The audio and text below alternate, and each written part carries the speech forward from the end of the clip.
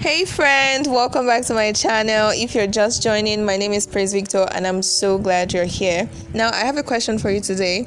Have you ever wondered why you push away the people you love? Maybe it's your partner or your friend that genuinely cares about you, or maybe it's just someone that really just wants to be close to you and you don't even know why you do this, but you just realize that it gets to a point, like it starts from you guys being acquaintances and friends, and then it gets to a point you realize that, oh wait, I'm having feelings for this person, and then that makes you scared and you just withdraw. Now, if this is you, first off, I want to tell you, you are not broken. There is nothing wrong with you. You are not emotionally damaged, okay? I used to do this in my past relationships, when, just like what I just said, when I realized that, oh wow, I think I like this person, and so I just begin to withdraw. It's either I start putting up fights or intentionally putting up fights, and then I begin to give them the silent treatment, or I just start withdrawing and then I start ghosting them, not because I don't care. And I feel like we do this not because we don't actually care, but because we are scared. We are scared of love. Not exactly like we're scared of like people treating us right, but we are scared of getting our hearts broken, that we end up not even giving ourselves the chance to feel love at all. If I'm being honest, this behavior was actually rooted, for me, it was rooted in a lot of childhood wounds, like emotional wounds, like abandonment, like emotional neglect, like me not feeling safe enough to be vulnerable about what I was going through with anybody.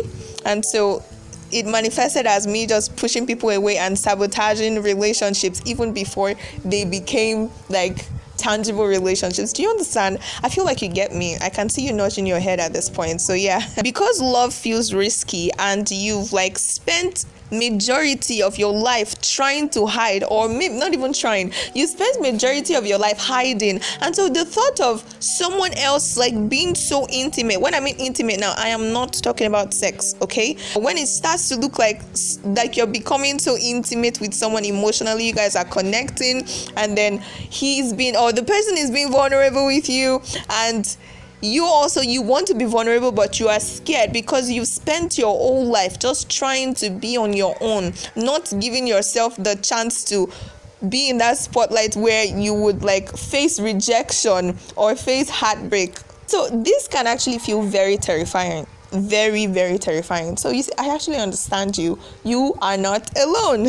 We tell ourselves things like, if I push them away, then they wouldn't have the chance to hurt me, or if they really knew me, like if they understood the kind of this one, I used to tell myself this one, if they really knew me, if they really understood me, the kind of thoughts I have in my head, they'll be so scared because they'll be like, oh my God, that's so dark. And then they'll end up leaving me. They'll just abandon me like everybody else. This was actually rooted in emotional neglect for me from childhood. Or you even tell yourself something like, oh, it's safer to be alone than to be disappointed. Huh? But let's be honest, you actually learned this thing in order for you to protect yourself. It's not because both you and I know that you sincerely actually crave, you just want to be loved, but you are scared. And that fear is making you think that you do not want it. You do. You learned that love is risky. You learned that being open, being vulnerable is risky. And so you shielded yourself up from that.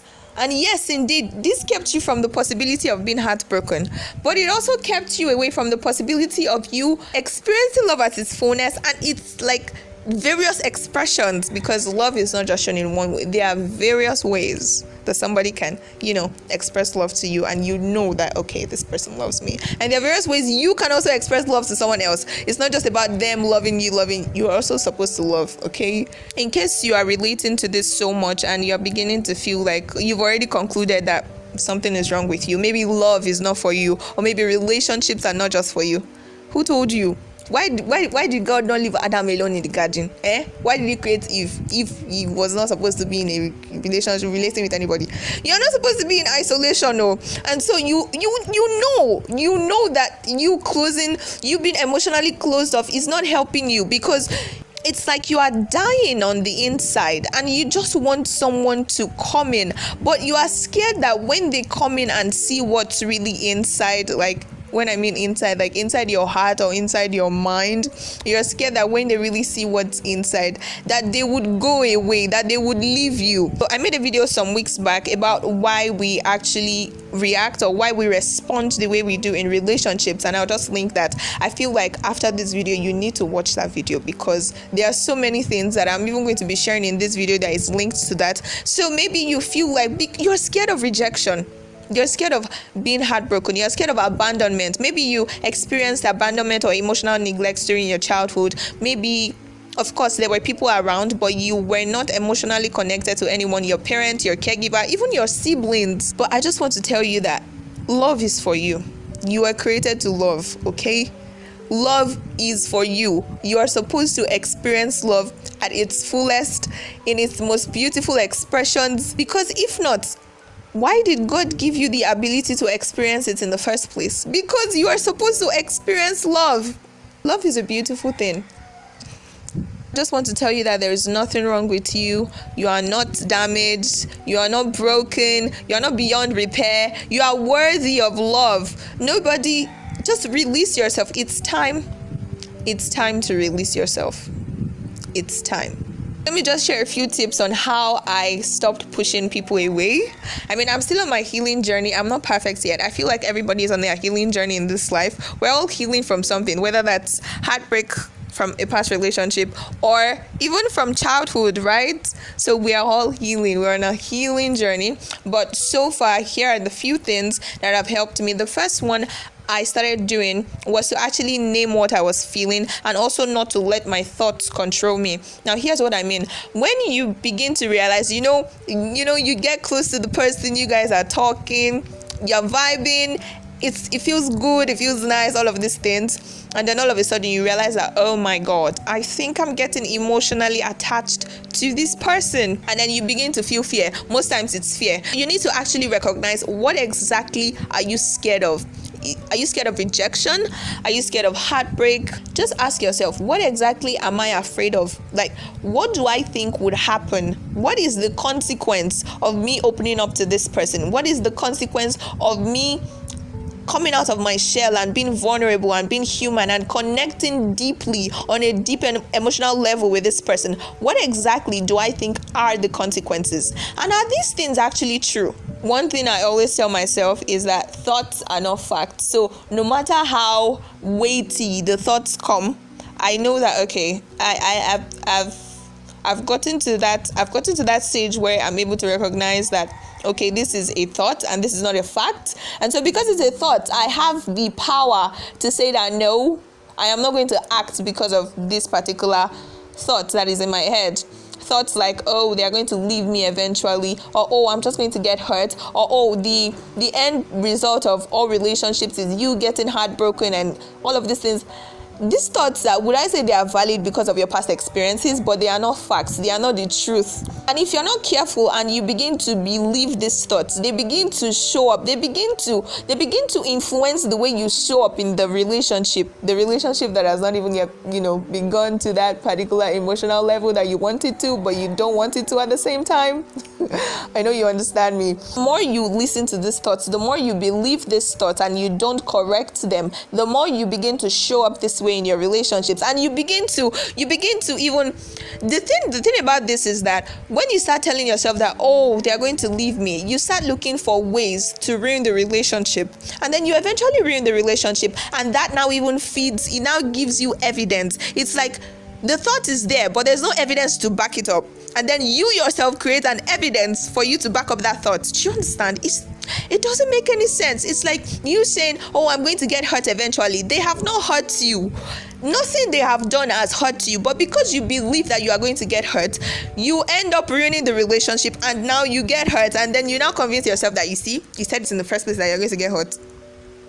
So I would just say that you should learn to pause, learn to be aware, recognize your thoughts. Do not attach your reality to your thoughts. Your thoughts are not reality. They are fleeting. Some might, but thoughts are not facts. It is you that decide whether it's going to become a fact or not. You are so powerful. Do you not see that?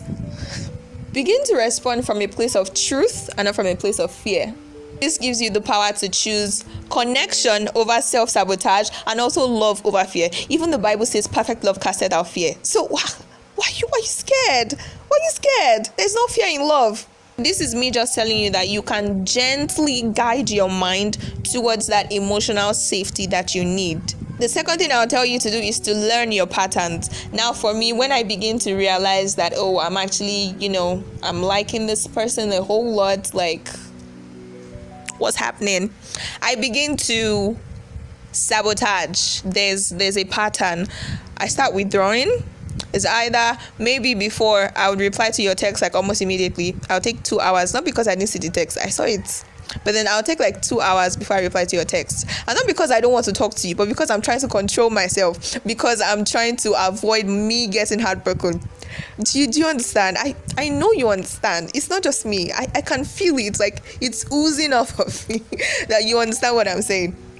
And so I start to withdraw. Sometimes in the past, it was even very, very terrible. I would start fights. Like I would intentionally begin an argument between the both of us. And then when the argument starts, I would now give you the silent treatment. Like I would ignore you for the longest time and make you feel like you're not important and make you feel like, I can do without you. That's so toxic. I was toxic, and I'm not ashamed to say that I was toxic in the past. Okay, I'm not toxic again. But then you just have to learn the patterns that you fall into whenever you begin to realize that, you are scared. You are beginning to get attached to someone, and then you are scared of actually getting attached. Awareness is always the first step to change. Be aware and begin to correct that. Do you know what I would tell you? The truth is actually that vulnerability is actually the solution to all of this. When you notice that you are getting close to this person and you're really, feeling emotionally attached and all of that, instead of you to be emotionally closed off, tell them what exactly. The worst thing that could happen is that they will tell you, they probably don't feel the same way, and that's fine. You move on, life goes on. What I would tell you to do is to actually open up to the person. Because for you to get emotionally attached to someone, you felt comfortable enough with them to an extent. And so you opening up to the person is not like you're opening up to a stranger, but you are just coming out of your shell and saying, really, what's the worst that could happen? What is really the worst that could happen if I let myself be free and tell this person, hey, I like you. I really like you. I think I'm starting to develop feelings for you, and I don't know where this is going to lead to. All of these things. Spell it out, let the person know, and you see where it goes from there. Another thing I'll tell you to do, which I think is the third thing at this point, is to reparent yourself. Now, sometimes we're actually scared of experiencing love in relationships, not because we don't want to, but because it feels foreign to us. Now, this is for you if you grew up in a home, or if you just grew up in a place where love was not expressed at all, and so love feels foreign. Like, what do you mean you love me? What does that, it's strange. And so because it's strange and foreign to you, the natural response that you would have is for you to withdraw. But to avoid this happening again, to avoid you because you're not used to love, begin to show yourself love, okay? If you're not used to someone showing you love, get used to showing yourself love first before you can get used to, experiencing love from someone else. Because the first response to something that is new to us, to something that is unfamiliar, is for us to avoid it.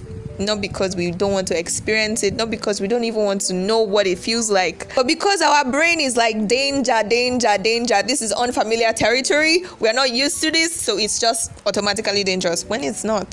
So what I'll tell you to do is to begin to show yourself love, okay? Show yourself the love, the comfort, and the emotional safety that you did not experience when you were growing up.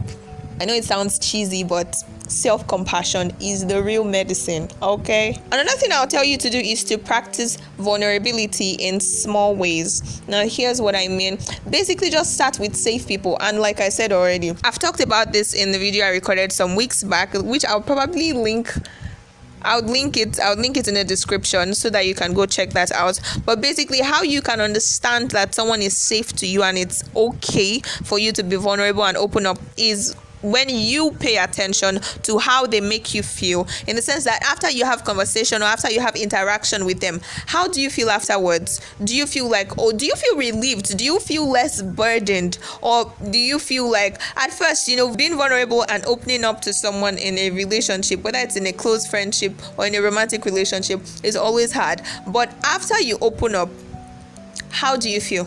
How does the person make you feel? So yes, basically the whole summary of what I'm saying is that you should just practice vulnerability in small ways. I'm not saying you should go ahead and start opening up to everybody. I did not send you message. All I'm just saying is that you don't necessarily have to feel overwhelmed all the time or isolate yourself and withdraw. Sometimes take that bold step. Like I said before, what's the worst that could happen? And then the last thing I would say that you should do, if all of this do not work for you, is go for therapy.